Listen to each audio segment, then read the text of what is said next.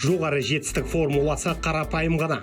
Аламан және Саламат Есбулаев қазақтың төл табиғи өнімі мен қазақ батыры қысқа уақыт аралығында әлемдік аренаға көтерілді.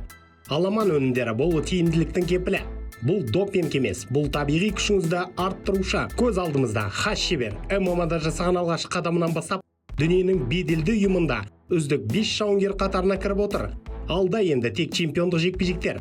Қазақтар сарыла күткен чемпиондық белбеуді де бірінші болып Саламат алып келеріне сенім мол.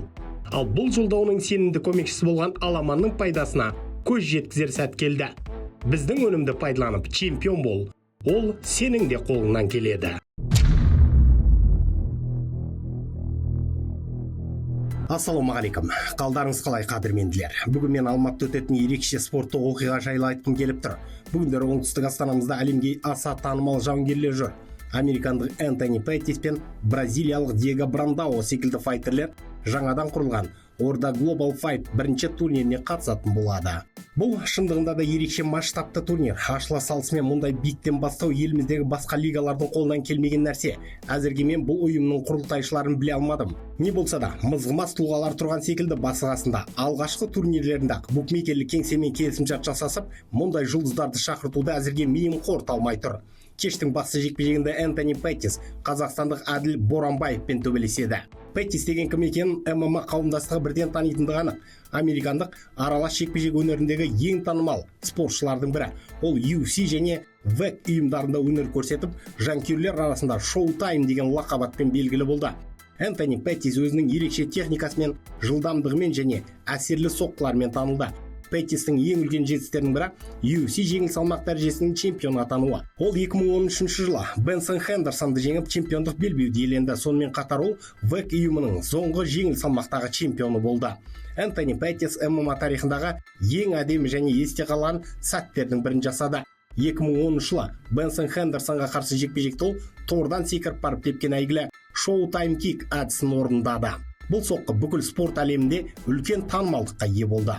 Ол мансабында көптеген мықты қарсыластарды жеңіп, бірнеше рет кештің үздік жекпе-жегі және үздік нокаут марапаттарын алған. Петтис жанкүйерлерге әрқашан қызықтары, әсерлі жекпе-жектер көрсеткен спортшы ретінде есте қалды. Ол қазір мансабын аяқтаған немесе аяқтамағаны белгісіз. Соңғы рет ол 2022 жылы ПФЛ лигасында төбелескен. Шеткі 5 кездесуінің 4-інде жеңіліс тапқан. Сондықтан бұл праймдық Петтис деп айтуға келмейді. Дегенмен Әділ Боранбаевтың да жолы болмай жүр. Соңғы 2 кездесуінде ол жеңіліс тапты. Соңғы 5 сынның 3-і ұтылған. Әділді дәл қазір қартайса да, мансабын аяқтамай жүрген супер ардагер деп жүр ғой. Бірақ Петтис одан 2 жасқа үлкен.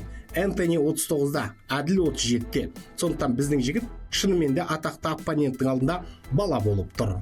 Петтис өз уақытында UFC-де өз дивизионының топтарының бәрімен қырылысқан. Бұл тізімде Нейт Диас, Тони Фергюсон, Дастин Порье, Макс Хэллоуэй, Рафаэль Дос Аньостар бар. Кештің тағы бір жұлдызды жауынгері ол Диего Брандау. Диего Брандау бразилиялық аралас жекпе-жек шебері. Ол UFC ұйымында өнер көрсетіп, өзінің агрессивті стильмен және мықты соққыларымен танымал болды. Диего жанкүйерлер арасында батыл әрі шабуылға бейім спортшы ретінде белгілі. Брандауаның ең үлкен жетістіктерінің бірі The Ultimate Fighter 14 шоуының жеңімпазы атануы. Ол финалда Денис Бермудесті жеңіп, UFC мен келісімшартқа қол жеткізді. Бұл жеңіс оның мансабындағы маңызды кезеңдерінің бірі болды. Диего Брандау UFC-де көптеген мықты қарсыластармен жекпе-жек өткізіп, өзінің жылдамдығы мен техникалық шеберлігін көрсетті. Ол әсіресе нокаутпен аяқтаған әсерлі жекпе-жектері арқылы жанкүйерлердің есінде қалған. Мансап барысында Брандау бірнеше халықаралық ұйымдарда өнер көрсетті. Тәжірибелі әрі қауіпті файтер ретінде танылды. Оның жекпе-жек стилі әрқашан қызықты әрі тартысты кездесулер сыйлады.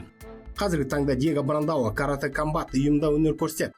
2026 жылының басында ол осы промоушенмен келісімшарт отырып, Майамиде өткен Karate Combat 59 турнирінде дебют жасауды жоспарлаған болатын.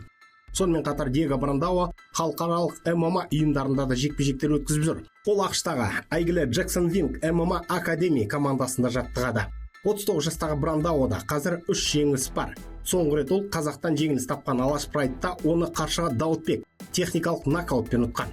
6 маусым күні ол Orda Global Fight турнирінде қазақстандық Нұрбек Қабдрахмановқа қарсы жекпе-жек өткізеді.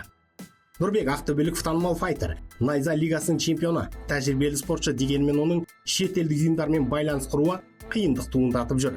Өзінің командаластары Жалғас Жұмағұлов, Сергей Морозов секілді UFC-ге өткісі келеді.